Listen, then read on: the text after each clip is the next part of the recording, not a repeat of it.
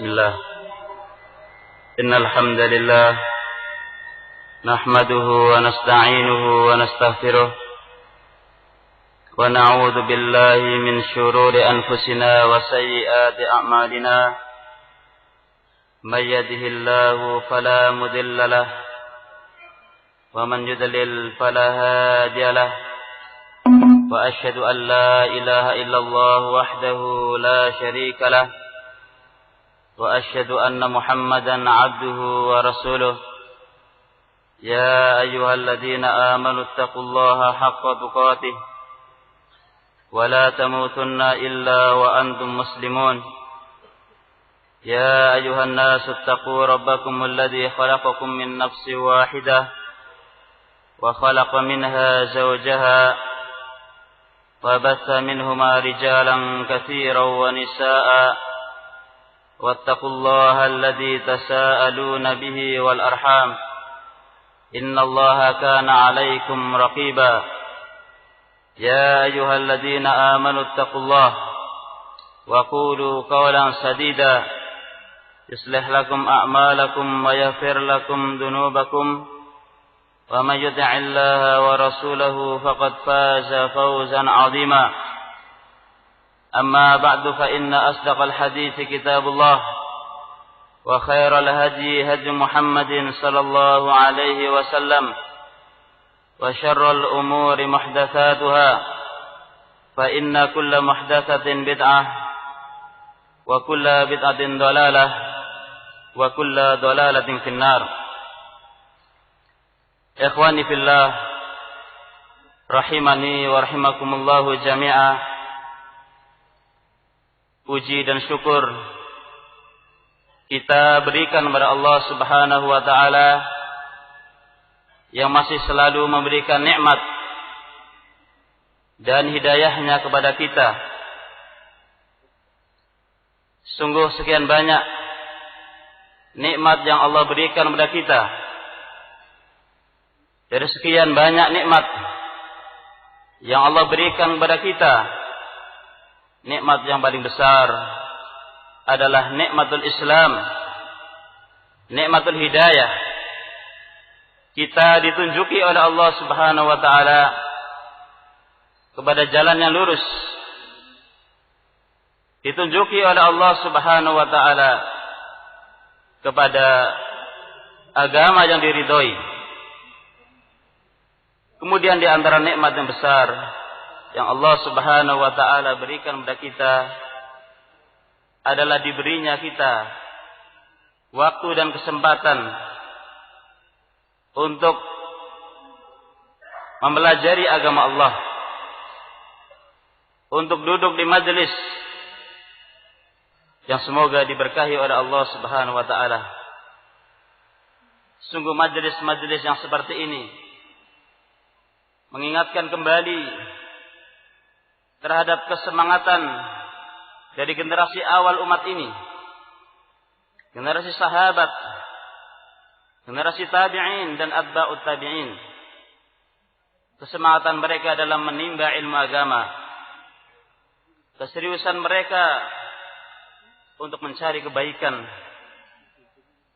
Ini adalah nikmat yang besar dari Allah Subhanahu wa taala untuk kita semua.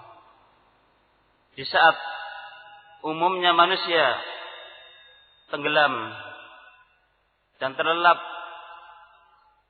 di dalam kebodohan dan kelalaiannya, sehingga yang mereka kejar adalah materi, yang mereka cari hanyalah kedudukan, tidak memikirkan bekal apa yang akan disuguhkan nanti di yaumul qiyamah.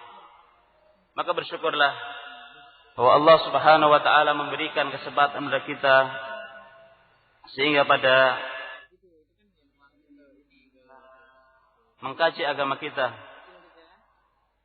adalah Rasul sallallahu alaihi wasallam memberikan berita gembira bagi mereka yang menempuh satu perjalanan untuk menimba ilmu.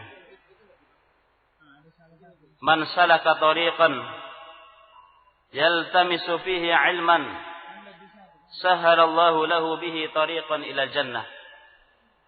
Barang siapa yang menelusuri satu jalan yang ia mencari ilmu padanya, maka Allah mudahkan baginya jalan menuju surga.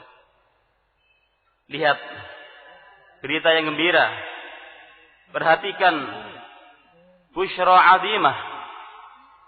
Berita yang gembira dari Nabi sallallahu alaihi wasallam bahwa orang yang menempuh satu perjalanan untuk mencari ilmu, Allah akan mudahkan baginya jalan menuju surga. Sehingga capeknya kita, banyaknya biaya yang kita keluarkan tidaklah sia-sia kalau memang hasilnya adalah surga. Biaya yang kita keluarkan, sanak famili dan keluarga yang kita tinggalkan akan terasa ringan manakala apa yang sedang kita tempuh adalah jalan yang menuju kepada keridhaan Allah Subhanahu wa taala. Berbahagialah kalian, bersenang hatilah kalian bahwa apa yang kalian tempuh adalah suatu kebaikan dan jalan menuju keridhaan Allah Subhanahu wa taala. Masyiral ikhwah rahimakumullah. Insyaallah taala pada pagi hari ini kita semua akan mengkaji bersama tentang hak-hak yang harus ditunaikan. Hak-hak yang harus ditunaikan.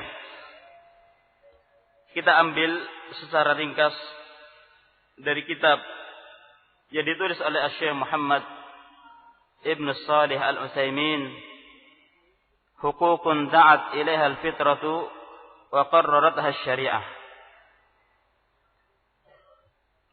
Kitab yang kecil ini menjelaskan kepada kita secara gamblang tentang kewajiban-kewajiban yang harus kita tunaikan, hak-hak yang harus kita berikan. Hal ini menunjukkan bahwa kita tidak bisa mengatakan bahwa kita ini kan bebas. Tidak ada seorang pun yang mengikatnya. Tidak ada seorang manusia di muka bumi ini yang dia tidak terikat, tidak ada. Kalau dia tidak mau diikat dengan ikatan agama, kalau dia tidak mau terikat dengan ikatan syariat, maka dia akan diikat oleh undang-undang manusia. Akan diikat oleh adat istiadat manusia yang justru lebih menyakitkan dan lebih merepotkan. Kebebasan yang sesungguhnya manakala hati kita, manakala keinginan kita kaitkan dengan kecintaan Allah Subhanahu wa taala kepadanya. Inilah kebebasan yang sesungguhnya. Kebebasan yang hakiki itu manakala hati manusia diikat dengan syariat Allah Subhanahu wa taala. Adapun orang yang mengatakan bahwa dia ingin bebas, tidak mau terikat, tidak ada yang memerintahkan dan tidak ada yang melarang, ini suatu hal yang mustahil. Bahwa kita hidup di dunia ini, kita diperintah dan kita dilarang. Kita diperintah dengan sekian perintah yang harus kita jalankan, dan kita dilarang dari berbagai hal yang kita dilarang darinya dan kita harus meninggalkannya. Kita akan ambil dari kitab Syekh Muhammad Ibn Shalih Al-Utsaimin secara ringkas. Kita akan baca muqaddimah.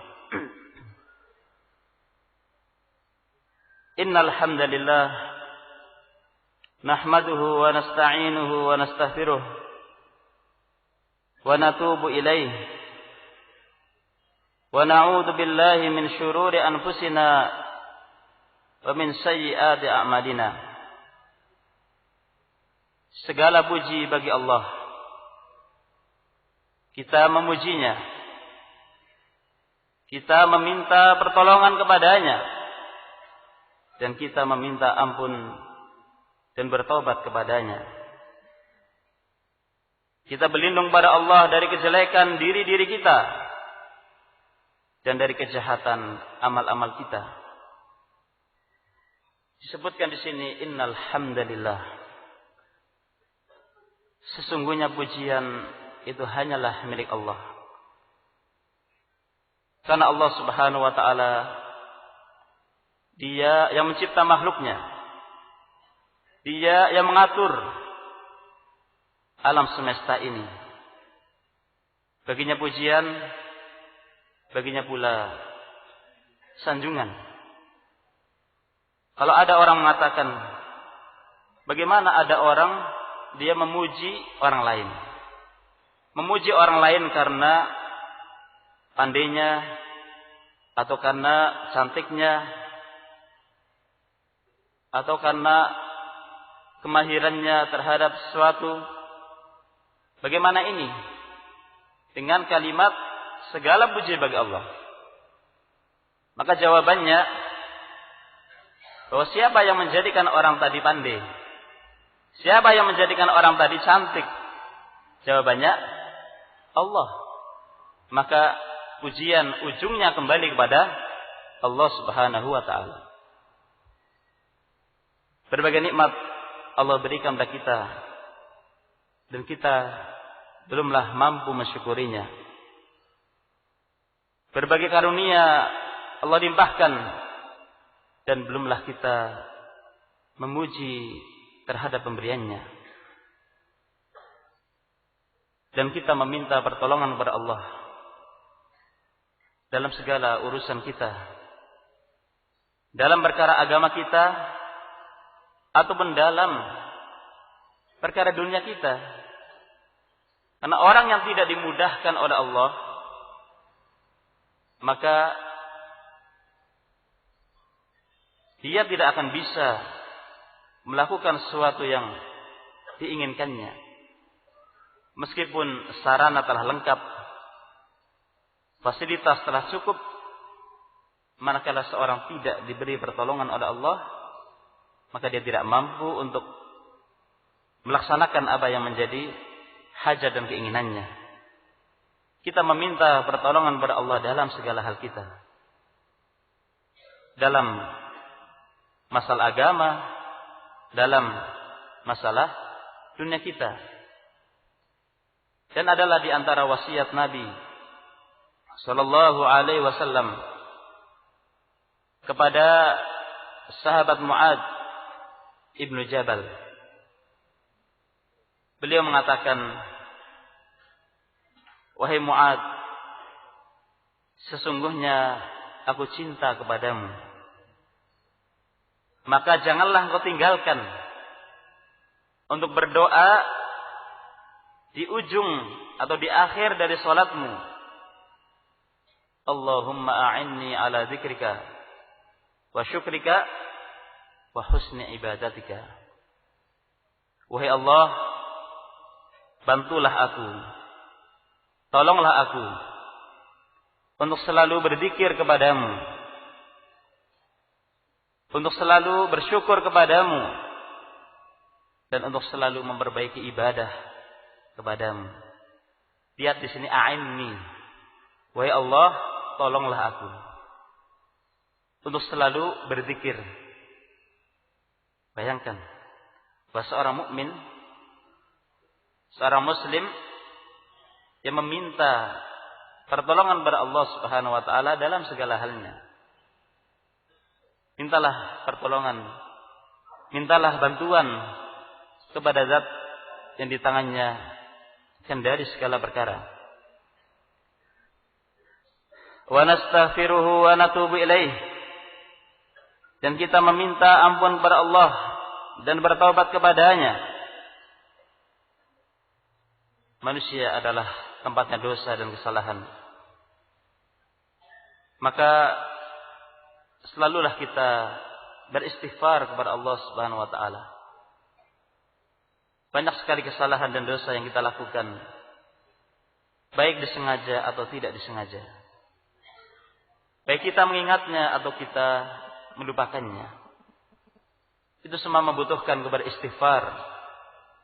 Membutuhkan kepada kita meminta ampunan kepada Allah Subhanahu wa taala. Dan istighfar ini besar sekali faedahnya. Istighfar ini bisa mengangkat atau menghilangkan musibah yang sudah menimpa seorang, dan istighfar juga bisa untuk menangkal atau menolak musibah yang akan datang. Banyak-banyaklah kita beristighfar. Sebagaimana Nabi SAW banyak-banyak beristighfar. Adalah beliau sallallahu alaihi wasallam beristighfar sehari semalam lebih dari 70 kali. Padahal beliau adalah orang yang telah dijamin dan diampuni dosanya dan kesalahannya. Tetapi beliau beristighfar dan memperbanyak istighfar. Mengapa kita yang bergelimangan dengan dosa dan kesalahan tidak beristighfar, tidak meminta ampun kepada Allah Subhanahu wa taala? Sesungguhnya istighfar, meminta ampun kepada Allah Subhanahu wa taala, di antara faedahnya akan menghilangkan musibah, menghilangkan petaka yang menimpa seorang. Dengan istighfar, petaka akan dihilangkan oleh Allah Subhanahu wa taala. Dan istighfar bisa menangkal musibah yang akan datang. Dan ini semua adalah harapan kita. Kita mengharapkan kebaikan dari Allah Subhanahu wa taala. Maka kuncinya adalah salah satunya istighfar kepada Allah Subhanahu wa taala. Wa na'udzu billahi min syururi anfusina wa sayyiati a'malina. Dan kita berlindung kepada Allah dari kejelekan diri-diri kita. Jiwa manusia cenderung kepada penyimpangan. Hawa nafsu manusia selalu menyeret kepada kejelekan. Maka seyogianya kita meminta pertolongan kepada Allah Subhanahu wa taala dan perlindungan agar kita dihindarkan dari jeleknya diri-diri kita. Manakala diri ini tidak ditunjuki oleh Allah, manakala diri ini tidak diberi bimbingan oleh Allah, maka diri ini akan membawa kepada penyimpangan dan pelanggaran syariat yang nantinya akan menjerumuskan pada jurang kehancuran. Wa min sayyiati a'malina, dan kita berlindung pada Allah dari kejelekan amal-amal kita. Ini adalah sebuah pernyataan yang tulus bahwa kita masih banyak melakukan kejelekan. Bahwa ini adalah pernyataan yang sejati bahwa diri kita masih bergelimangan dengan dosa. Ini di antara makna yang terkandung dalam khutbatul hajah. Man yahdihillahu fala mudhillalah wa man yudlil fala hadiyalah.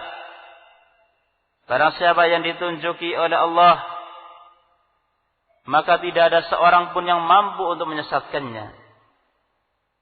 Orang yang telah ditakdirkan mendapatkan hidayah dari Allah Subhanahu wa taala, seperti apapun usaha dari manusia untuk menyimpangkan dia dari hidayah, tidak akan mampu untuk menyimpangkannya. Jika Allah telah menakdirkan seorang untuk mendapatkan petunjuk, berbagai upaya untuk menghalang-halanginya, meskipun teror yang dihadapinya, maka tidak akan bisa menyimpangkannya. Petunjuk hanya di tangan Allah Subhanahu wa ta'ala. Wa man yudlil fala hadiyalah. Dan barang siapa yang disesatkan oleh Allah, maka tidak ada seorang pun yang mampu menunjukinya. Sampai pun Nabi Muhammad tidak mampu menunjuki pamannya. Padahal pamannya ini membela dakwahnya Nabi, membela kebenaran yang dibawa oleh Nabi sallallahu alaihi wasallam. Namun ketika Allah tidak menentukan hidayah baginya, maka dia mati di atas kekufurannya. Hidayah di tangan Allah. Hak untuk memberi hidayah dan menyesatkan hanya semata-mata milik Allah Subhanahu wa ta'ala. Wa asyhadu an la ilaha illallah wahdahu la syarika lah. Wa asyhadu anna Muhammadan abduhu wa rasuluh. Dan aku bersaksi bahwa tidak ada ilah, tidak ada sesembahan yang benar kecuali Allah saja, tidak ada sekutu baginya. Di sini ulama mengatakan ketika isti'anah, istighfar, bertobat, seorang menggunakan dhamir nahnu. Kami beristighfar, kami bertobat, ya, kami meminta pertolongan, kami memuji. Giliran syahadat bukan kami tapi aku. Saya bersyahadat. Apa faedah di balik itu?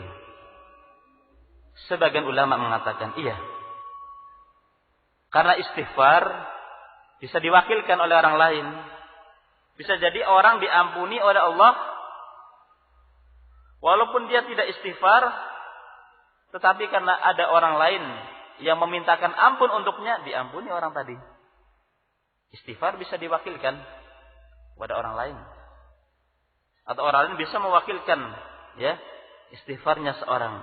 Tetapi syahadat, ya, syahadat tidak membuka adanya perwakilan. Semua, ya, diperintahkan untuk bersyahadat sendiri-sendiri. Adapun istighfar bisa diwakilkan. Lain dengan syahadat, maka ini harus dilakukan, ya, sendiri-sendiri. Dan aku bersaksi bahwa Muhammad adalah hamba Allah dan Rasulnya. Muhammad sallallahu alaihi wasallam adalah hamba Allah yang tidak memiliki hak untuk disembah. Muhammad adalah hamba Allah yang dia tidak mengetahui perkara yang gaib. Tetapi meskipun beliau adalah hamba, tetapi dia adalah Rasul yang ucapannya harus kita percayai, perintahnya harus kita laksanakan, dan larangannya harus kita tinggalkan. Ini membantah kepada sebagian orang yang mengagung-agungkan Nabi, meninggi-ninggikan Nabi SAW di atas kedudukannya yang sewajarnya. Di mana sebagian orang mengatakan bahwa Nabi Muhammad ini mengetahui yang gaib. Dan Nabi Muhammad SAW mampu mendatangkan manfaat atau menolak madarat. Nabi Muhammad adalah hamba yang menimpa kepadanya apa yang menimpa manusia yang lainnya. Beliau ditimpa oleh kelaparan, ditimpa oleh sakit, bahkan belum meninggal seperti umumnya manusia. Makanya ketika ada seorang wanita yang mengucapkan syair di sisi Nabi sallallahu alaihi wasallam, wa fina rajulun ya'lamu ma fi ghadin, dan di tengah-tengah kita ada seorang lelaki yang dia tahu apa yang akan terjadi di esok hari. Maksud dari wanita tadi adalah Nabi Muhammad. Bahwa Nabi ini mengetahui sesuatu apa yang akan terjadi di esok hari. Mendengar yang seperti itu, Nabi menegur dan melarangnya. Karena memang tidak ada yang mengetahui yang gaib kecuali hanya Allah Subhanahu wa ta'ala. Adapun selainnya Tidak ada.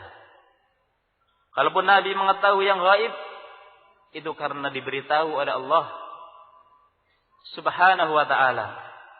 Kalau seandainya Nabi mengetahui yang gaib, Nabi tidak akan ikut perang Uhud. Karena Nabi terluka dalam perang Uhud. Dan terjerumus ke dalam lubang yang dibikin oleh orang-orang musyrikin. Ini bukti bahwa Nabi kita tidak mengetahui yang gaib. Beliau adalah hamba Allah, tetapi beliau adalah Rasulnya. Rasulnya Allah. Hamba yang tidak boleh disembah. Hamba yang tidak boleh diangkat kedudukannya lebih dari apa yang seharusnya. Tetapi dia adalah Rasul. Yang harus kita ikuti sunnahnya. Yang harus kita percayai beritanya. Yang kita jalankan perintahnya. Dan kita jauhi larangannya. Wa ala alihi wa ashabihi. Sallallahu alaihi wasallam wa ala alihi wa ashabihi. Salawat dan salam semoga Allah berikan kepada beliau dan kepada keluarganya dan para sahabatnya. Iya. Kita mendoakan rahmat.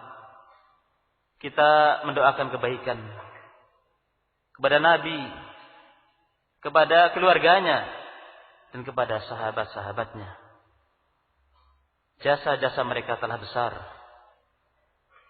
Perjuangan mereka pun sampai saat ini kita masih merasakan buahnya. Mengapa kita tidak mendoakan kebaikan bagi mereka? Padahal mereka telah rela mengorbankan apa yang mereka korbankan. Dari nyawa mereka, dari harta mereka, dari tenaga dan pikiran mereka untuk agama ini. Maka kewajiban bagi orang yang datang setelah mereka adalah mendoakan kebaikan, mendoakan rahmat, mendoakan ampunan. Salawat dan salam artinya adalah mendoakan rahmat dan keselamatan. Kita doakan Nabi kita. Kita doakan keluarga-keluarga Nabi kita. Dan kita doakan para sahabat-sahabat Nabi kita. Doakan kebaikan.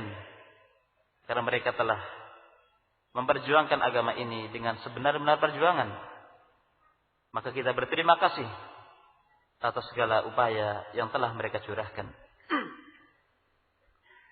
Wa man tabi'ahum bi ihsanin wa sallama taslima. Serta orang yang mengikuti mereka dengan kebaikan. Orang yang mengikuti jalannya Nabi, jalannya sahabat Nabi dengan baik, maka kita doakan dengan kebaikan. Luar biasa. Orang yang dia mengikuti Nabi dan jalannya Nabi, mengikuti sahabat dan jalannya sahabat, itu didoakan oleh kaum mukminin. Kapanpun dan dimanapun mereka berada. Tidakkah kita suka untuk didoakan oleh jutaan ya muslimin setiap harinya? Kalau kita mengikuti jalannya Nabi dan jalannya para sahabat. Bukankah kita ketika sholat mengatakan Assalamu ala nabi atau Assalamu alaika ayuhan nabiyyu? Ya. Wa rahmatullahi wa barakatuh. Kemudian kita juga mengatakan wa ala ibadillahi as-salihin. Dan keselamatan atas hamba-hamba Allah yang salihin. Lihat cintanya kaum mukminin terhadap saudara mereka setiap harinya didoakan wa ala ibadillahi as-salihin. Semoga keselamatan diberikan oleh Allah kepada hamba-hambanya yang salihin. Kalau seandainya kita adalah orang-orang salih, kita didoakan oleh saudara-saudara kita.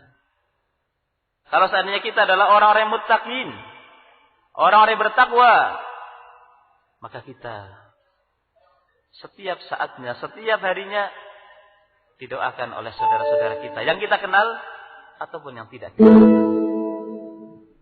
Maka periksalah diri kita. Introspeksilah diri ini.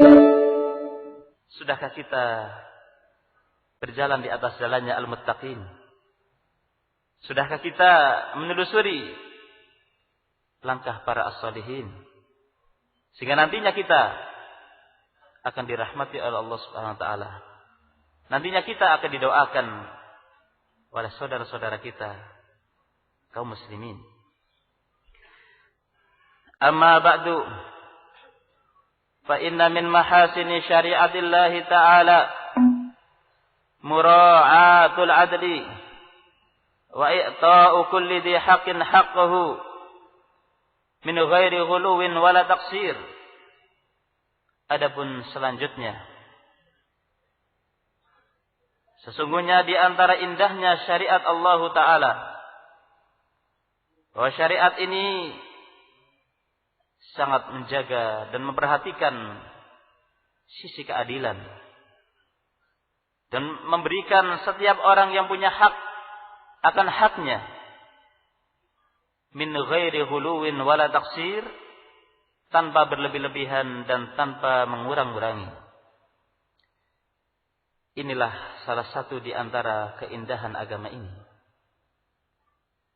bahwa keadilan dijunjung tinggi, bahwa orang yang memiliki hak itu akan mendapatkan haknya secara penuh dan tidak akan terzalimi. Tidak ada syariat seindah dari syariat ini. Tidak ada agama semulia daripada agama ini. Bersyukurlah kita kepada Allah, di mana Allah tunjukkan kita kepada agama yang paling mulia, agama yang paling indah. Sesungguhnya keindahan agama Islam ini haruslah kita munculkan di permukaan. Di saat banyak sekali orang-orang yang mereka menilai Islam sebagai agama yang kejam atau agama yang tidak menjunjung tinggi hak, agama yang tidak menghargai hak-hak orang lain. Tuduhan-tuduhan seperti ini bisa kita tepis dengan kita mengkaji agama ini, sehingga kita mengetahui secara persis indahnya agama ini. Agama itu indah. Agama Islam itu indah. Namun yang jadi masalah bahwa banyak dari pemeluknya itulah yang mencoreng keindahan Islam itu sendiri. Al-Islamu ya'lu, kata Nabi. Islam itu tinggi. Islam itu jaya. Islam itu mulia. Tapi hal apa yang menjadikan Islam di zaman ini dan kaum muslimin di saat ini terpuruk kondisi mereka, yang menjadikan mereka dalam kondisi seperti ini adalah jauhnya mereka dari agama ini, meninggalkannya mereka terhadap syariat Allah Subhanahu wa taala. Padahal kalau kita membuka sedikit saja lembaran sejarah kita, kita akan dapatkan indahnya agama ini. Ada beberapa faedah dari seorang mengetahui indahnya agama ini. Yang pertama,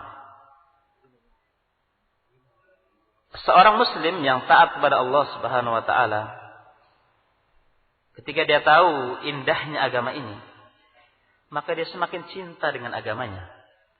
Semakin cinta dengan agamanya. Seorang muslim yang dia sudah taat pada Allah, namun dia tahu indahnya agama ini dan mulianya agama ini, maka dia akan semakin berpegang teguh dengan agama ini. Wah, agama yang dia pegang ini adalah agama yang hak. Agama yang dia anut adalah agama yang benar, yang akan terus dia perjuangkan, ya, sampai akhir hayat. Faedah yang kedua, orang yang mengetahui indahnya agama ini, seorang muslim yang dia belum taat kepada Allah Subhanahu wa taala.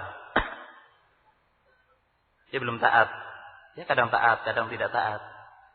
Ketika dia mengetahui indahnya agama ini, maka dia akan kembali kepada jalur agama. Dia akan kembali kepada keislamannya. Faedah yang ketiga. Non-muslim atau orang yang bukan Islam, ketika mengetahui indahnya agama ini, maka bisa jadi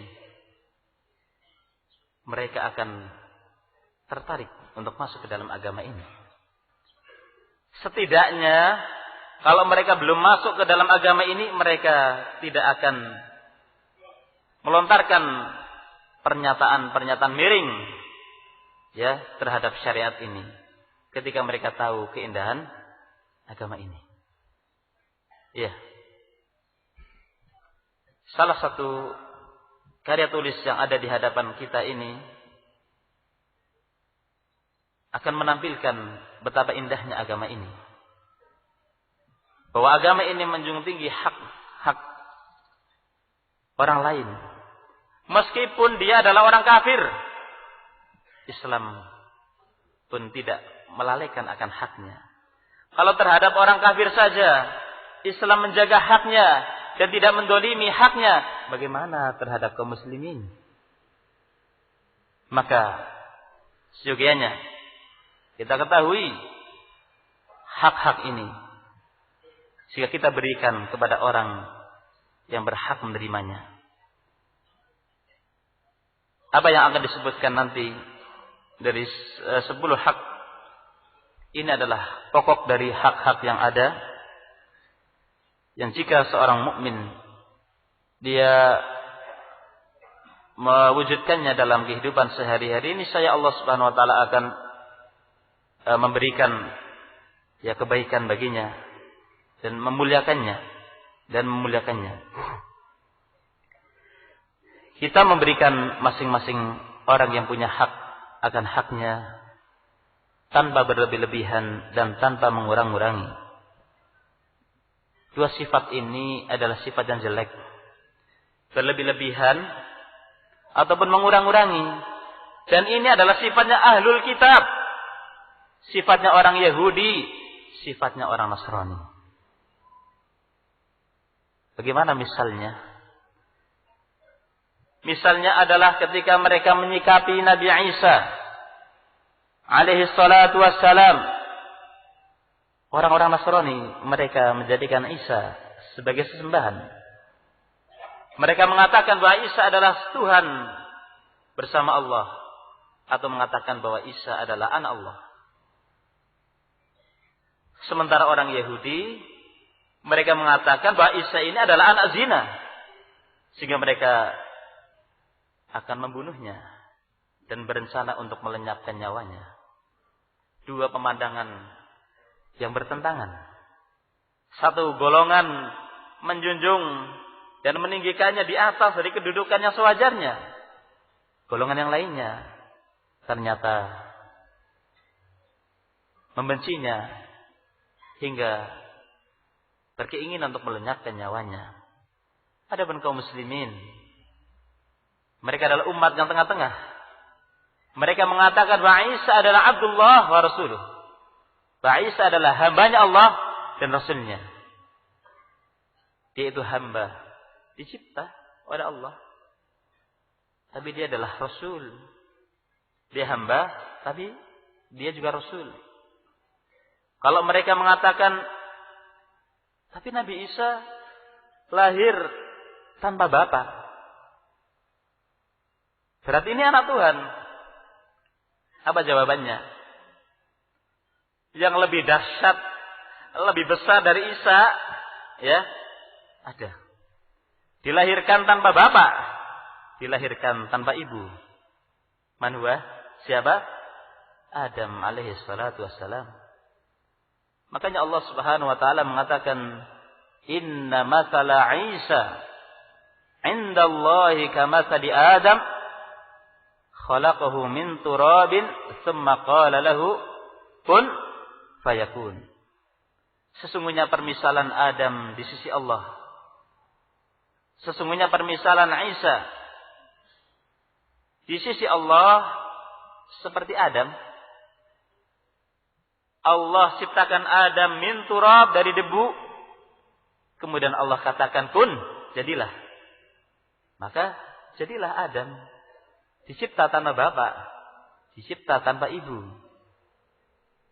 Kalau Allah Subhanahu wa taala mampu, Allah Subhanahu wa taala saja mampu mencipta seorang tanpa bapak, tanpa ibu, bagaimana Allah tidak mampu untuk mencipta seorang tanpa bapak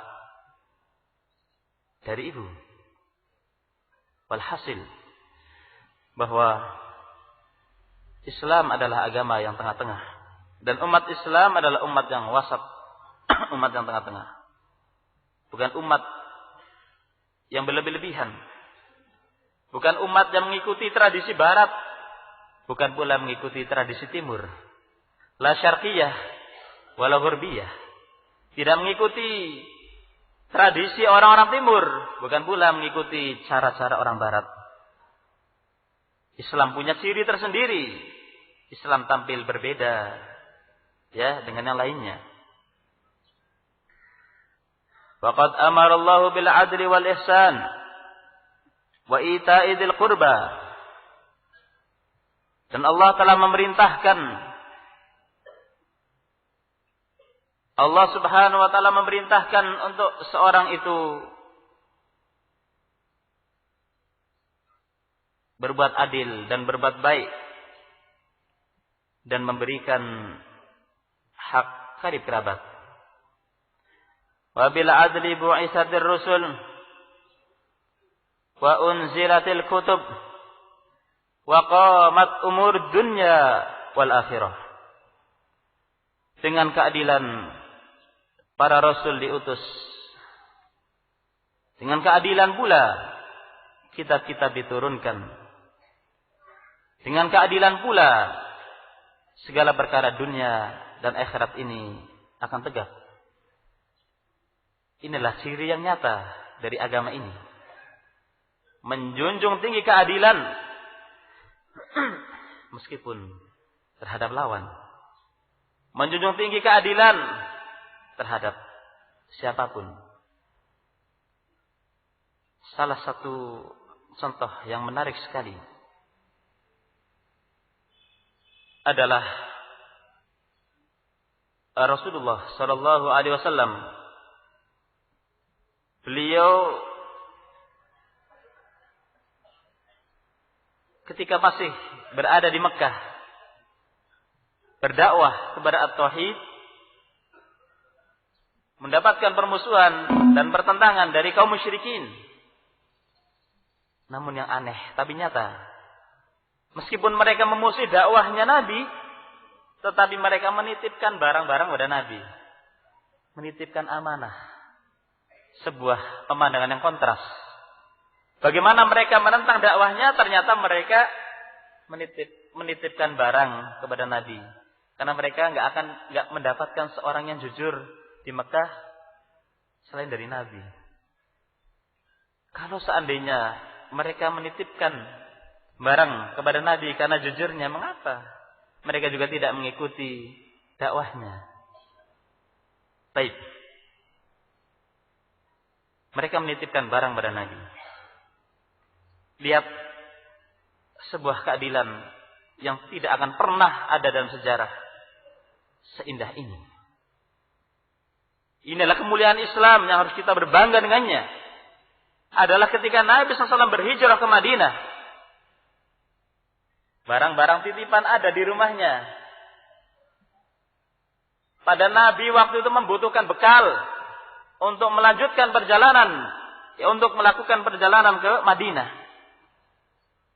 Kalau nggak ada bekal dari Abu Bakar, Nabi nggak bisa menaiki kendaraan, nggak ada kendaraan, nggak ada bekal. Butuh ini Nabi kepada bekal. Tidak terbayang, tidak terbetik dalam benaknya Nabi. Wah, ambil saja ini barang titipan mereka. Ya, toh mereka sendiri yang mengusir saya dari Mekah. Toh sebab mereka pula saya harus pindah ke Madinah. Tidak terbetik yang seperti itu dalam benak Nabi. Sedikit pun tidak. Nabi tidak mengatakan, sedikit aja, nggak apa-apa untuk bekal. Kan yang lainnya masih banyak. Itu juga tidak. Adakah kalian dapatkan keadilan seindah dari ini? Kita munculkan yang seperti ini. Ya, kita tebarkan yang seperti ini, bahwa Islam itu indah. Dan Islam telah dipraktekkan keindahannya oleh Nabi dan generasi awal umat ini. Sehingga mereka-mereka yang selalu menginginkan kejelekan kepada Islam dan kaum muslimin akan terbungkam mulut-mulut mereka. Ya, akan terbungkam mulut-mulut mereka dan akan menjadi sia-sia makar mereka. Satu hal yang tidak bisa ditolak, bahwa Nabi dan para sahabat telah mempraktekkan Islam dan telah memunculkan dan mewujudkan keindahan Islam. Maka kita berusaha untuk mengikuti dan menelusuri jalan mereka. Kemudian, apa sebenarnya yang dinamakan adil? Wala adlu i'ta'u kulli dhi haqqin haqqahu wa tanzilu kulli dhi manzilatin manzilatahu. Yang namanya adil adalah memberikan setiap orang yang punya hak diberikan haknya tanpa dikurangi, tanpa dicurangi, diberikan haknya secara penuh.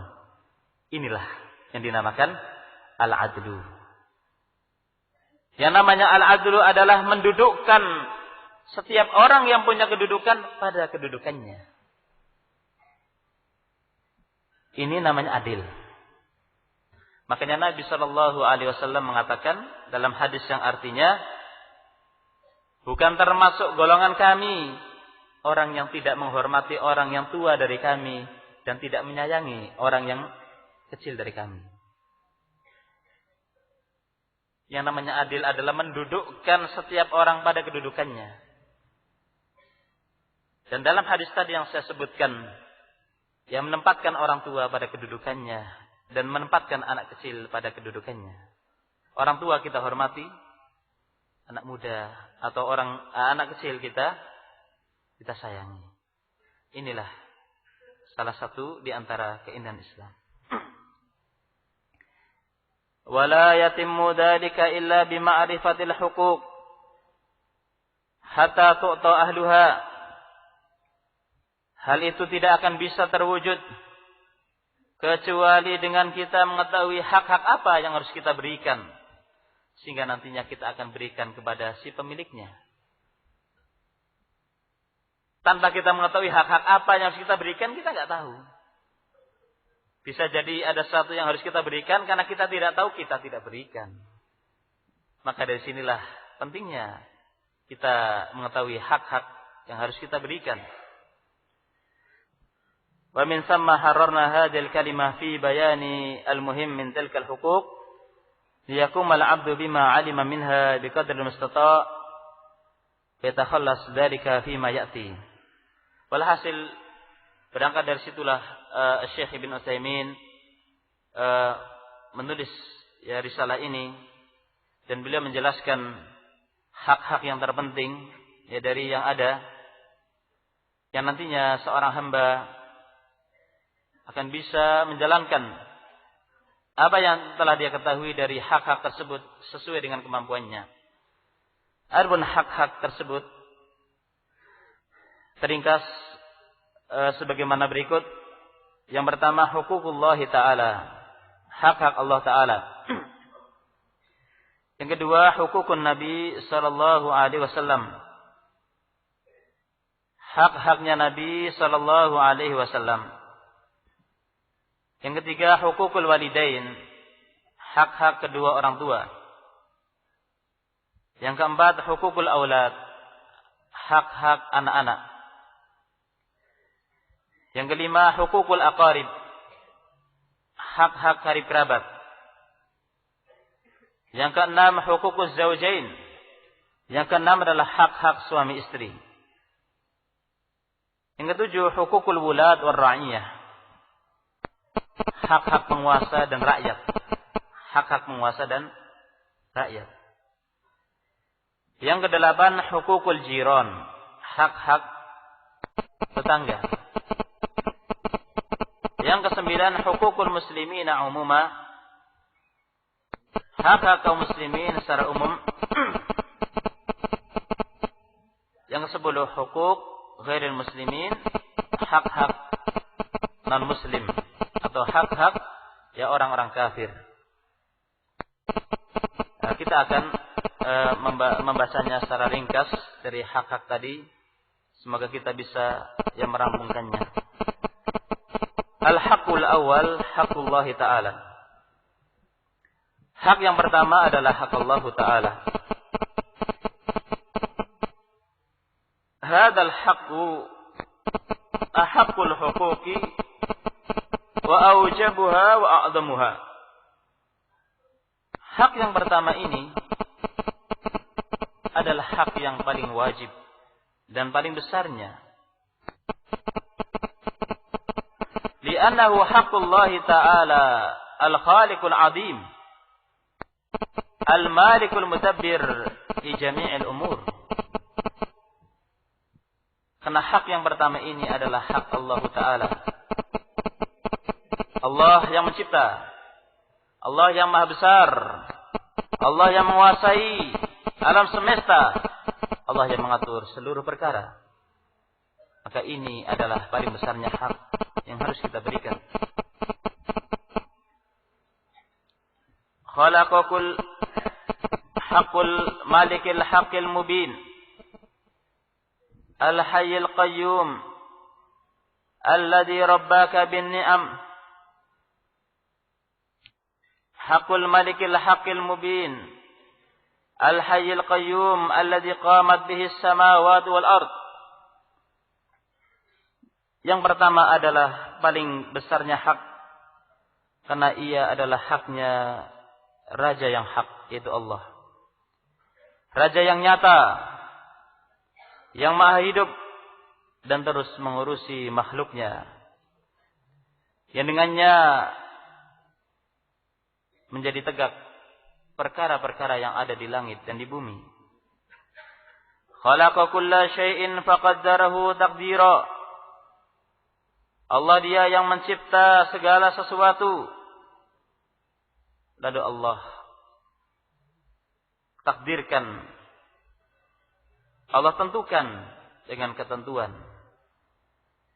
Haqqullah alladhi rabbaka bin ni'am wa anta fi batni ummika.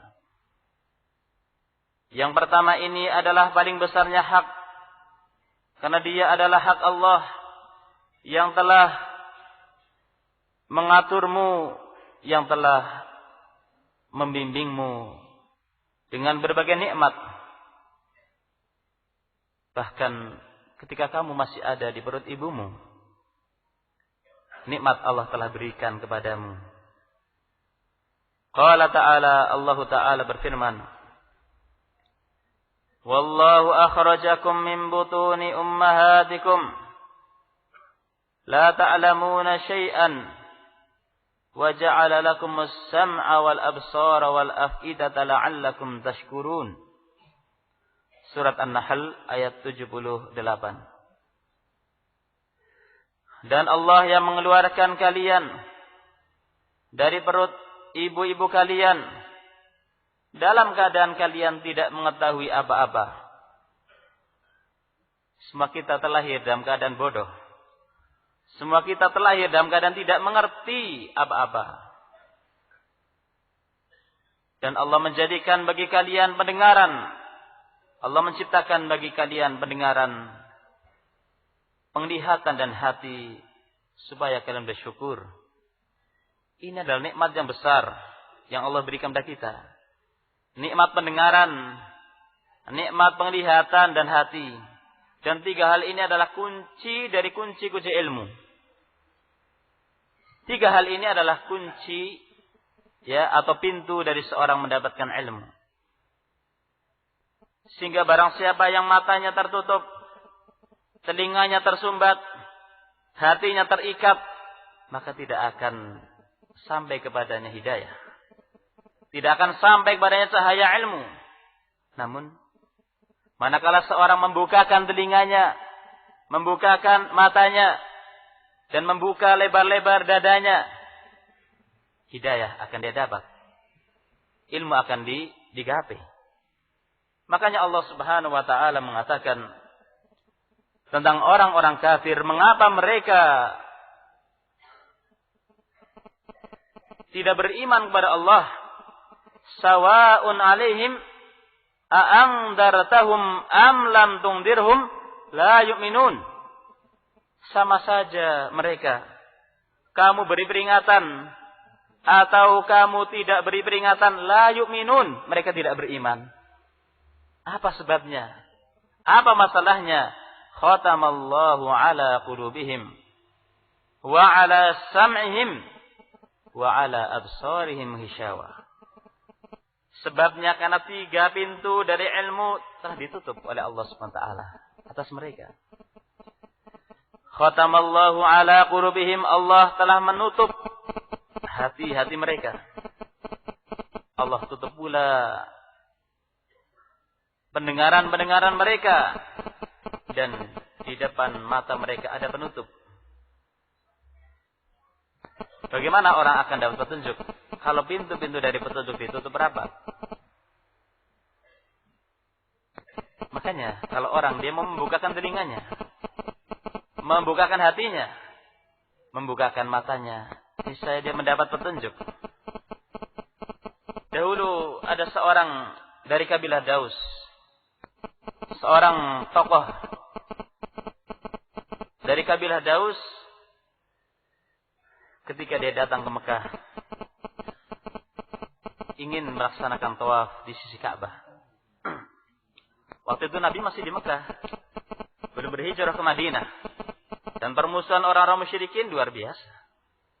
Datang seorang tokoh dari kabilah Daus ini ingin tawaf, maka diwanti-wanti oleh orang-orang musyrikin, ya fulan, kamu tutup telingamu, jangan sampai kamu mendengar suara Muhammad. Suaranya lebih manis dari madu. Kami khawatir kalau kamu tidak menutup telingamu, kamu akan termakan oleh sihirnya. Ayat dikatakan sihir. Ayat dikatakan sihir. Seperti ini ahlul batil, selalu menamakan kebaikan dengan nama-nama yang jelek. Maka orang tadi pun tawaf di sisi Ka'bah. Ketika dia tawaf, dia berpikir, saya ini salah satu tokoh dari tokoh kabilah Daus. Sini orangnya berakal. Mengapa enggak saya buka saja ini kapas yang ada di telinga saya?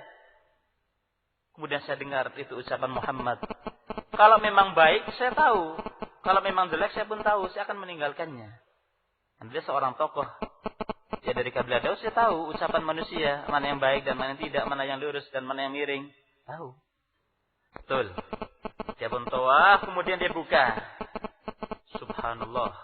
Ketika dia membuka telinganya, ternyata santunan ayat-ayat suci Al-Quran masuk ke dalam telinganya dan merasuk ke dalam kalbunya. Begitu terperangahnya dia, begitu terperanjatnya dia ketika yang didengarkan bukanlah sihir. Yang didengarkan bukanlah syair. Tapi ini adalah ucapan yang indah, ajakan kepada kebaikan. Maka dia setelah selesai tawaf datang kepada Nabi dan mengucapkan keislamannya di hadapan Nabi. Ini memperkuat apa yang tadi di awal sudah kita sebutkan. Orang yang kalau dikehendaki oleh Allah mendapat petunjuk, seperti apapun usaha dari orang untuk memalingkannya, tidak akan bisa. Lihat orang-orang kafir Quraisy ingin supaya orang ini tidak dapat petunjuk, sehingga mereka menyarankan untuk menutup telinganya dengan kapas. Tetapi ketika Allah menghendaki petunjuk baginya, ya, maka seorang pun yang mendapat petunjuk. Seorang kalau dia membukakan telinganya, membukakan hatinya, membukakan matanya untuk melihat kebenaran, dia akan sampai kepada kebenaran. Dia akan sampai kepada kebenaran.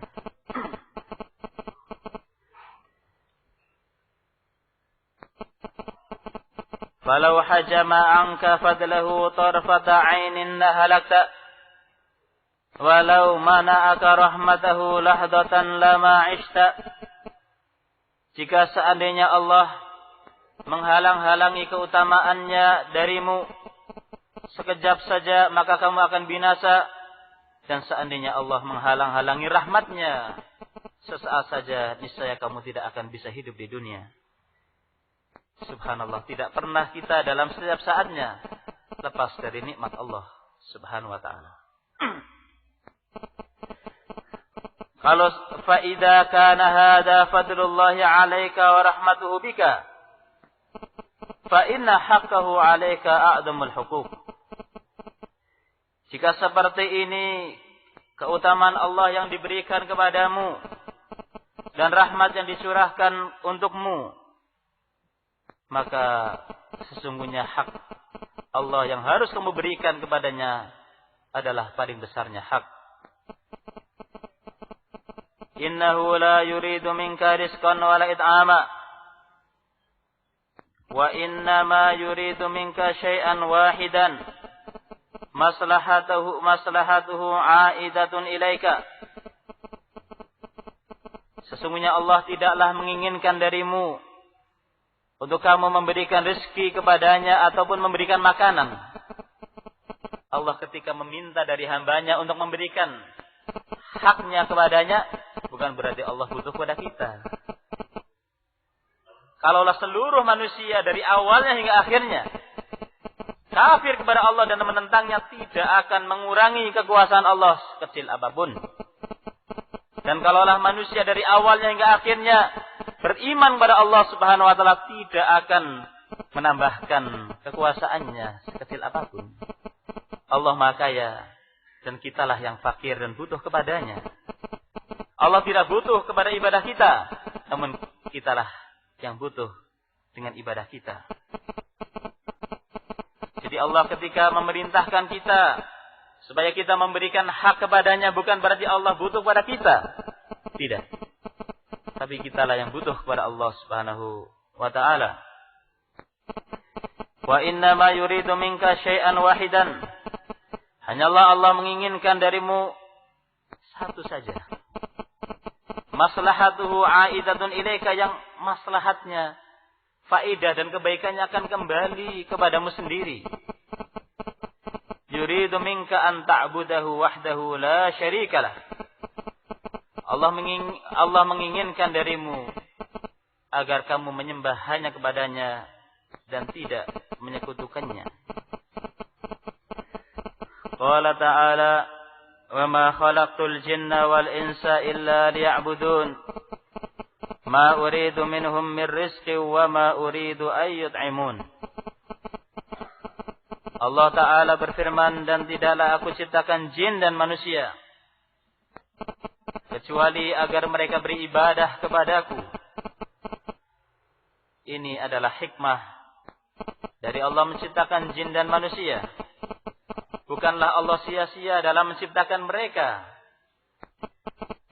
Maka jawablah ketika ada orang mengatakan, untuk apa aku dilahirkan? Jawabannya, kamu dilahirkan untuk beribadah kepada Allah Ta'ala.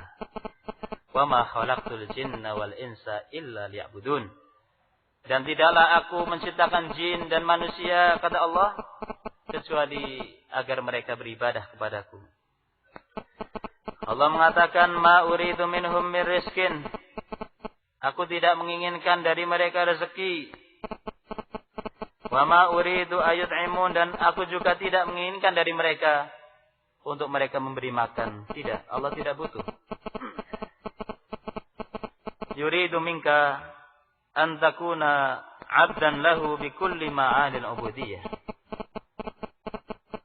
Allah menginginkan darimu agar kamu menjadi hamba Allah dengan seluruh makna penghambaan. 'Abdan mutadallilan lahu mumtathilan li amrihi mustaniban li nahyihi. Allah menginginkan darimu agar menjadi hamba yang tunduk kepadanya, melaksanakan perintahnya dan menjauhi larangannya. Musaddiqan bi khabarihi, hamba yang mempercayai berita yang datang darinya. Li'annaka tara ni'amahu 'alaika sabiqatun tatra. Afala tastahi an tubaddila hadhihi an-ni'am kufran. Karena kamu melihat nikmat Allah yang luas datang kepadamu dengan bertubi-tubi. Datang secara terus-menerus dan tidak ada henti. Tidakkah kamu malu untuk mengganjar ataupun membalas nikmat ini dengan kekufuran? Nikmat Allah berikan kepada kita tanpa ada hentinya. Maka apakah nikmat yang datang secara terus-menerus kemudian kita balas dengan kekufuran? Kalau seandainya kita diberi oleh seorang dengan suatu pemberian, apakah kita tidak malu kemudian kita berbuat jelek kepadanya? Kalau kita biasa diberi oleh orang, apakah kita tidak malu kalau kita berbuat jelek kepadanya? Maka bagaimana kalau yang memberi adalah Allah, pemberian yang tidak ada henti-hentinya. Adapun manusia, dia memberi kadang kalau dia butuh atau kadang kalau dia punya. Kalau nggak punya nggak memberi walaupun dia ingin memberi. Tapi Allah selalu memberi. Kalau kepada orang saja yang kadang memberi kepada kita suatu pemberian,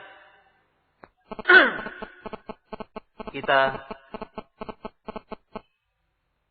malu untuk menyelisihinya, malu untuk membangkang kepadanya. Maka apakah kita tidak malu kepada Allah dengan kita bermaksiat kepadanya, dengan kita melanggar batasan-batasannya?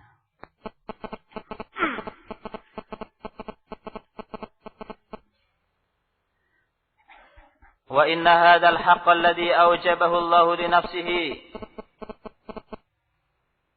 la yasirun sahlun ala man yassarahu Allah lahu. Dzalika bi anna Allah lam yaj'al fihi harajan wala dayiqan wala masyaqqah. Sesungguhnya hak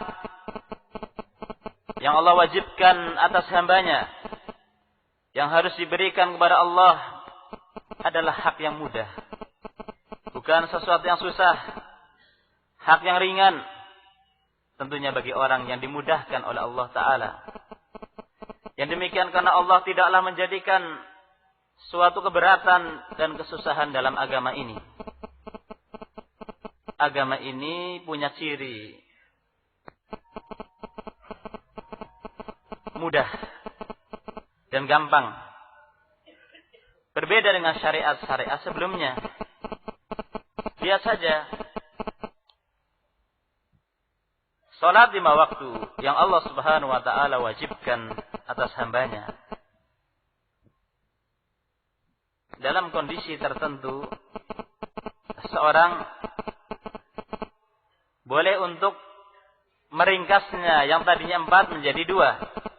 Dalam kondisi safar, umpamanya bepergian, boleh seorang meringkasnya dari 4 menjadi 2. Seorang ketika tidak mampu dia berdiri untuk salat, maka boleh dengan duduk. Entah karena sakit, atau di atas kapal yang tidak bisa berdiri, ya tidak bisa salat dengan berdiri, atau yang lainnya. Agama ini mudah.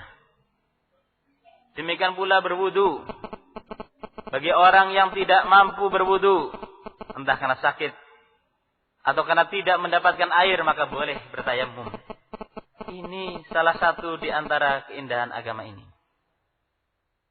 Kemudian, kalau tadi sholat, zakat. Zakat ini adalah sebagian dari harta yang kita miliki. Jika telah mencapai 1 nisab, kita berikan kepada al-fuqara wal masakin dan orang-orang yang butuhkan. Sebahagian kecil dari harta kita, bukan setengahnya apalagi semuanya, sebagiannya saja. Kalau seorang memiliki emas umpamanya 100 gram, dan berlalu baginya 1 tahun, maka dia mengeluarkan darinya 2,5%. Dia mengeluarkan berapa? 2,5 gram. Dari 100 diambil berapa? 2,5. Sedikit. Ini dalam rangka bersyukur terhadap pemberian yang Allah berikan kepada kita. Tidak sebagian dari harta, apalagi semuanya, tidak. Ringan. Demikian pula puasa Ramadan. Puasa Ramadan adalah puasa 1 bulan penuh. Allah minta dari 12 bulan 1 bulan. Dari 12 bulan Allah minta 1 bulan. Untuk seorang berpuasa. Itu pun di siang hari saja. Dari terbitnya fajar shadiq hingga tenggelamnya matahari. Itu juga bagi orang yang tidak mampu karena sakit atau bepergian mendapatkan rukhsah keringanan. Agama itu mudah. Agama itu ringan. Demikian pula orang yang haji. Seorang yang telah memiliki harta yang cukup dan kendaraan untuk menyampaikannya ke tanah suci. Namun kondisi tubuh tidak memungkinkan karena dia sudah tua, renta, tidak bisa duduk di atas kendaraan dan tidak bisa melakukan perjalanan, dia boleh dihajikan. Kemudahan demi kemudahan Allah berikan pada umat ini. Walhasil bahwa hak Allah Subhanahu wa taala adalah paling besarnya hak. Dan hak Allah ini mudah. Hak Allah ini tidak berat. Hak Allah ini kita tunaikan. Kewajiban kita tunaikan dengan kemampuan kita. Dari contoh yang sudah kita sebutkan tadi, kiranya cukup untuk menunjukkan betapa mudahnya agama ini.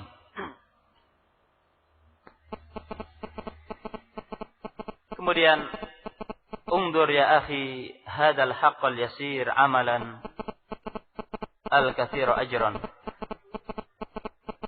Lihatlah wahai saudaraku, hak yang mudah ini. Mudah untuk diamalkan, tetapi sangat banyak pahalanya. Idza qumta fihi kunta sa'idan fid dunya wal akhirah.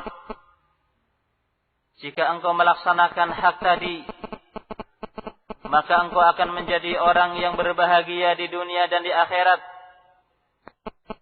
Wa najauta minan nari wa dakhaltal jannah. Dan engkau akan selamat dari api neraka dan engkau akan masuk dalam surga. Inilah puncak dari tujuan kita. Bahwa ujung daripada kehidupan manusia adalah imma ila jannah wa imma ila nar. Ada kalanya menuju surga, ada kalanya menuju neraka. Maka hendaklah orang yang berakal dia mencari jalan yang akan menghantarkan kepada negeri kedamaian, kepada negeri yang padanya berbagai nikmat, itu surga Allah Subhanahu wa taala. Itu hak yang pertama. Al-haqqu tsani, hak yang kedua, haqqu Rasulullah sallallahu alaihi wasallam.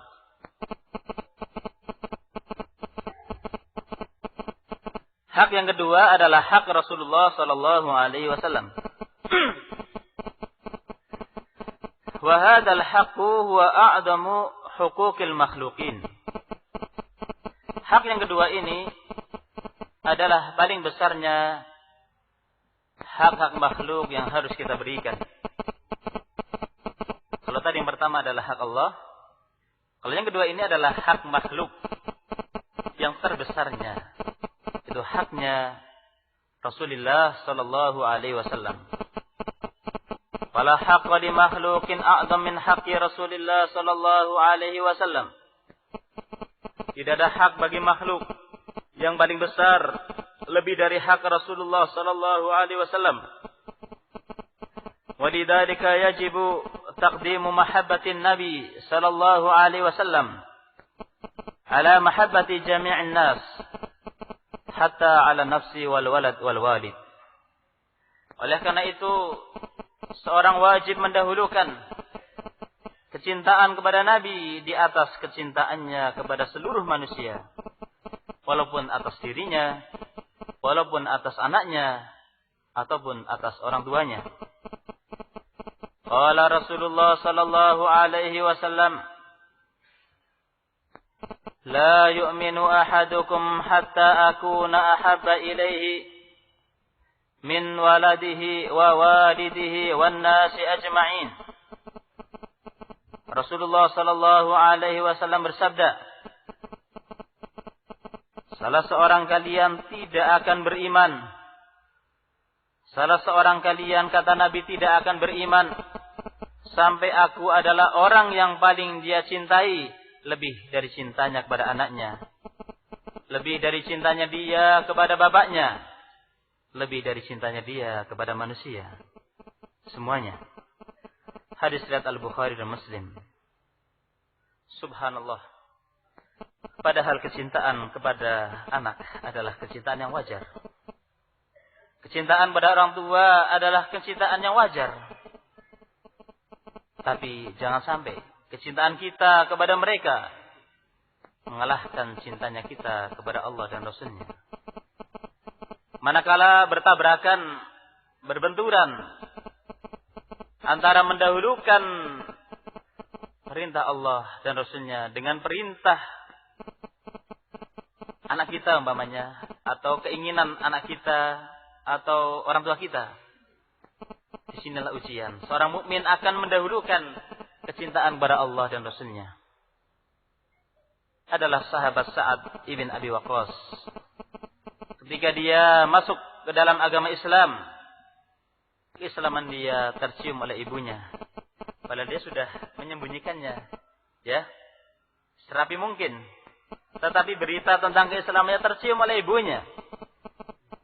Maka ibunya pun mengancam, wahai Sa'ad, wahai anakku, kalau kamu tidak keluar dari Islam, ibumu, orang tuamu akan mogok makan.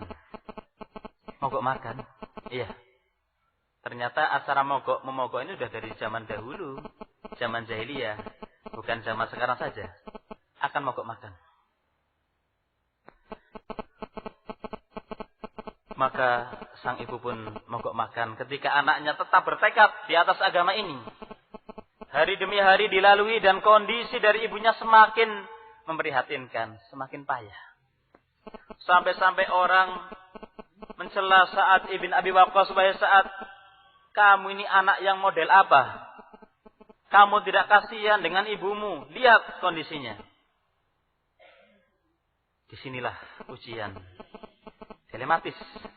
Antara dia harus mengikuti ibunya, dia harus kufur, ya, atau dia akan tetap berpegang teguh dengan agama ini. Tapi ibunya seperti itu. Maka dia pun berteguh untuk tetap berada di atas agama ini.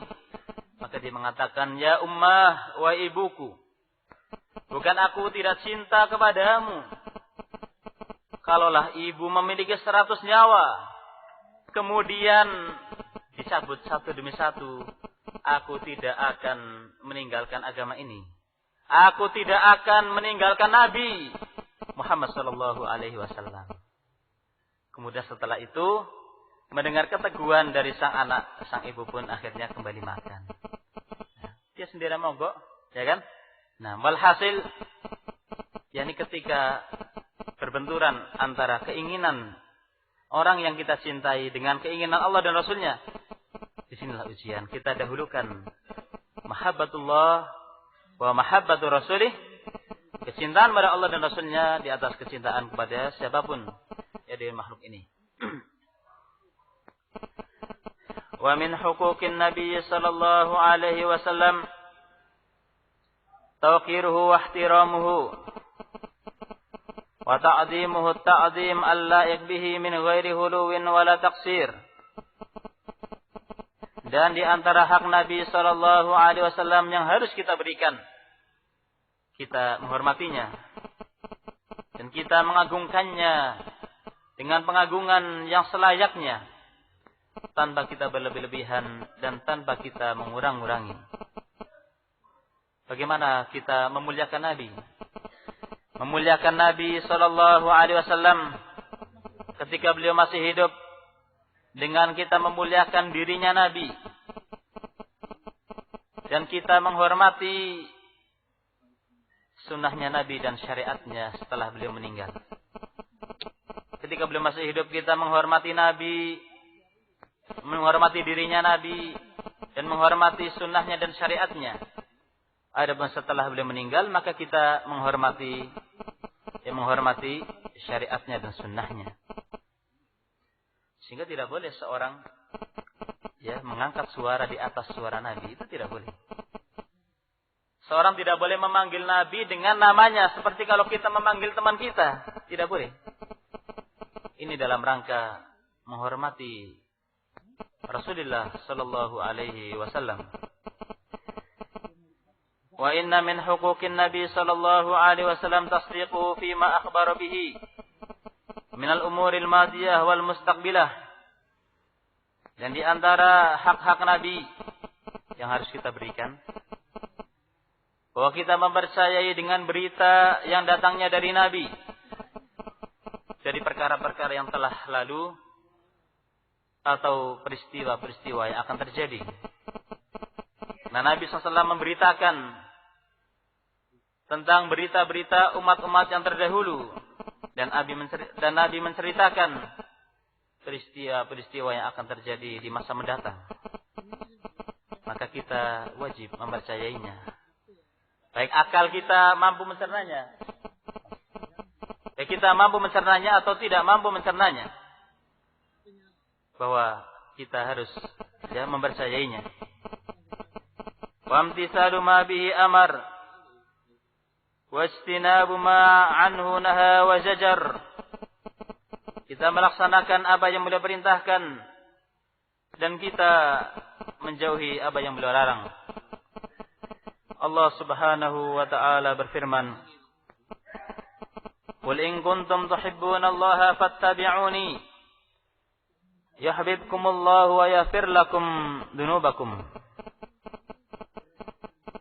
Katakanlah wahai Muhammad, jika kalian cinta kepada Allah, fattabi'uni, maka ikutilah aku. Ikutilah Nabi sallallahu alaihi wasallam. Mengikuti Nabi. Bagaimana kalau ada orang beralasan, kalau saya ikuti Nabi saya capek, kalau saya ikuti Nabi apa faedahnya? Allah mengatakan yuhibbukumullah wa yaghfir lakum dzunubakum. Kalau kita mengikuti Nabi, kita akan dicintai oleh Allah dan kita akan diampuni dosa-dosa kita oleh Allah. Bayangkan, ini adalah faedah besar, keutamaan yang mulia bagi orang yang ittiba'ur Rasul, mengikuti Rasulullah sallallahu alaihi wasallam. Oh, Allah akan cinta kepadanya dan Allah akan mengampuni dosa-dosanya. Jika Allah Subhanahu wa taala telah cinta pada seorang, maka apa yang menjadi keinginannya akan terwujud. Apa yang menjadi harapannya akan menjadi kenyataan. Karena Allah Subhanahu wa ta'ala telah cinta kepadanya. Kemudian di antara hak Nabi sallallahu alaihi wasallam yang harus kita berikan, bahwa kita membela sunnahnya Nabi sallallahu alaihi wasallam dan syariatnya dengan apa yang kita mampu.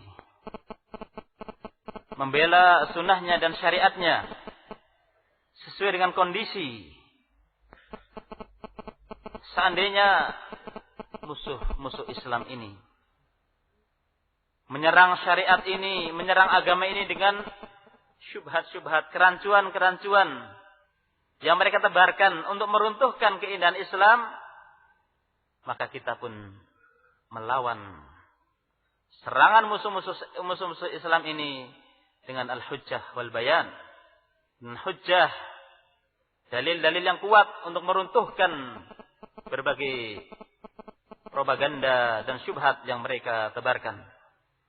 Kalau musuh-musuh Islam menyerang Islam dan kaum muslimin dengan senjata-senjata mereka, maka kita lawan mereka dengan senjata-senjata kita. Tidak ada seorang muslim yang baik yang dia membiarkan sunnah Rasulullah dicela, agama ini dihina, kemudian dia diam. Haruslah tergerak hatinya untuk memberikan pembelaan sesuai dengan kemampuan. Haruslah seorang memberikan pembelaan sesuai dengan kemampuan. Ini di antara hak Nabi Sallallahu Alaihi Wasallam. Kemudian hak yang ketiga adalah hukuku al-walidain, hak-hak kedua orang tua. Tentunya tidak ada seorang pun dari kita yang mengingkari keutamaan dan jasa dari orang tua. Melalui merekalah, dengan sebab merekalah kita dididik, kita dibimbing, kita dibesarkan. Bisa dibayangkan bagaimana kalau seandainya kita ketika terlahir kemudian kita dibuang di tong sampah, dibuang di sungai, mungkin sudah tidak ada lagi orang namanya kita. Orang namanya kita. Mati sudah. Tapi karena mereka sayang kepada kita, mereka sayang kepada kita, diasuhnya kita, dibimbingnya kita, dicukupinya kita. Bahkan mereka dengan tetesan air mata, mereka mengasuh kita. Sang ibu siap untuk begadang malam demi anaknya. Bahkan seorang ibu siap untuk mengorbankan nyawanya demi anaknya. Ada kisah yang sangat menarik sekali. Dahulu di Madinah terjadi kebakaran. Ini sebelum ada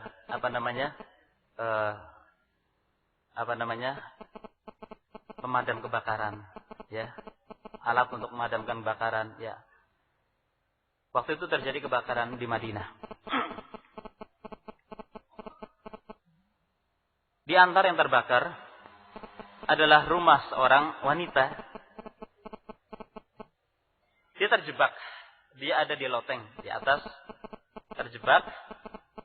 Sementara dia dengan anaknya nggak bisa keluar. Tidak bisa keluar. Api terus menjalar. Terus merambat. Maka sang ibu memegang anaknya. Diangkatlah anaknya ini supaya tidak terkena sengatan dari api yang menyambar. Sampai gosong tubuhnya. Gosong pakaiannya. Qadarullah. Anak ini selamat. Ya. Dan sang ibu menemui ajalnya. Rela mengorbankan nyawanya. Rela mengorbankan apa yang termahal demi anaknya. Pengorbanan orang tua sungguh besar. Seberapapun kebaikan yang kita berikan untuk mereka, belumlah mampu untuk membayar terhadap jerih payah yang telah mereka upayakan untuk kita. Sehingga ketika ada seorang dari Yaman membawa ibunya di atas pundaknya mengelilingi Ka'bah. Kemudian dia setelah membawa ibunya tawaf, dia mendatangi salah seorang sahabat. Dia mengatakan, saya ini berbuat baik kepada ibu saya lebih banyak daripada ibu saya kepada saya. Maka sahabat tadi mengatakan, la wala zafratun wahidah. Tidak. Belum. Satu hentakan nafas ibumu tatkala melahirkanmu tidak bisa terbayarkan. Namun, kamu telah melakukan kebaikan. Semoga Allah membalas kebaikanmu. Tidak bisa seorang membalas kebaikan orang tua. Seperti apapun kebaikan kita, kecuali ketika seorang anak mendapati ibunya dalam keadaan tertawan. Kemudian dia merdekakan ibunya atau orang tuanya. Barulah dia membalas. Seperti itu besarnya hak mereka, hak orang tua, sehingga Allah Subhanahu wa taala mengancam. Allah Subhanahu wa taala memerintahkan hambanya setelah mentauhidkan kepadanya untuk berbakti kepada ibu bapaknya.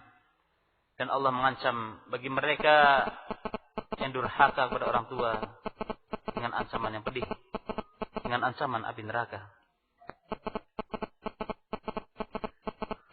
Apa hak kedua orang tua? Hak kedua orang tua adalah kita berbakti kepadanya dengan kita berbuat baik, apakah dengan ucapan ataupun dengan perbuatan atau dengan harta dan tenaga yang kita berikan. Ini di antara bentuk kita memberikan hak kepada kedua orang tua kita. Kita mengucapkan ucapan yang santun kepada mereka. Ucapan yang baik. Bagaimana kalau orang mengatakan, tetapi kedua orang tua saya memusuhi dakwah ini, menentang kebenaran ini. Memusuhinya mereka terhadap dakwah ini bukan alasan untuk kita tidak berbuat baik kepada mereka. Bahkan dengan sikap yang baik dari kita, justru bisa jadi akan meluluhkan hati mereka. Bisa jadi dengan kita mengucapkan ucapan yang santun, dan kita berlaku yang lurus. Kita membantu dengan tenaga kita, membantu dengan harta kita, maka kedua orang tua kita akan lunak hatinya. Manusia di tangan Allah, hatinya di tangan Allah. Dan manusia pada umumnya akan senang kepada orang yang berbuat baik kepadanya. Walhasil, merupakan kewajiban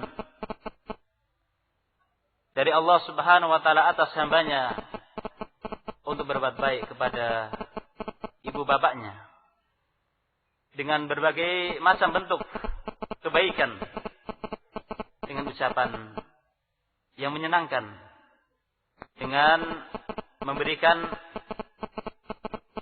harta, dengan sikap-sikap yang baik, dan apa yang itu merupakan kebaikan kita berikan, kita suguhkan kepada kedua orang tua kita.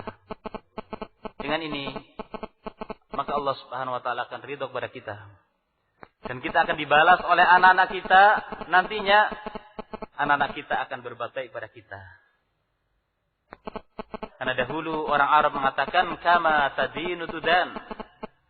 Seperti itu kamu berbuat, seperti itu pula kamu akan dibalas. Jika kamu durhaka kepada ibu bapakmu, kamu juga nantinya akan didurhakai oleh anak-anakmu.